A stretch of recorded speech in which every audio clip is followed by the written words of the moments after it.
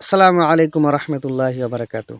প্রিয় দিনী ভাই ও বোনেরা, আজকে আপনাদেরকে ফরজ সালাতের পর আয়াতুল কুরসি পাঠ করার যে ফজিলত, সেই ফজিলত সম্বন্ধে আপনাদেরকে বলব। আমাদের মধ্যে অনেকেই আছেন যারা ফরজ সালাতের পরে আয়াতুল কুরসি যে পাঠ করতে হয় এটাও জানেন না, অথবা আমাদের মধ্যে এমন ভাইও আছেন যারা ফরজ সালাতের পরে আয়াতুল কুরসি পাঠ করেন কিন্তু এর ফজিলত সম্বন্ধে জানেন না।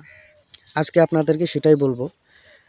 রাসূলুল্লাহ সাল্লাল্লাহু আলাইহি ওয়াসাল্লাম বলেছেন, যে ব্যক্তি প্রত্যেক ফরজ সালাতের পরে আয়াতুল কুরসি পাঠ করে তার জন্যে জান্নাত একমাত্র মৃত্যুই হচ্ছে তার বাধা। কারণ সে ব্যক্তি মরছে না, সে ব্যক্তির মৃত্যু হচ্ছে না, তাই সে জান্নাতে যেতে পারছে না। গতিকে ভাইরা, দেখেন কি সুন্দর একটা হাদিস। হাদিসটি সুনানে আন নাসাই, সহিহুল জামি, আরও অনেক হাদিস গ্রন্থে আছে হাদিসটি। গতিকে প্রিয় ভাই বোনেরা, দেখেন সুন্দর একটা আমল, যে আমলের এত ফজিলত যে এই আমলটা করলে আপনি মৃত্যুর পরে জান্নাত পেতে যাচ্ছেন। জান্নাত আর আপনার মাঝে দূরত্ব হচ্ছে আপনার মৃত্যু। আপনার মৃত্যু হচ্ছে না, তাই আপনি জান্নাতে যেতে পারছেন না।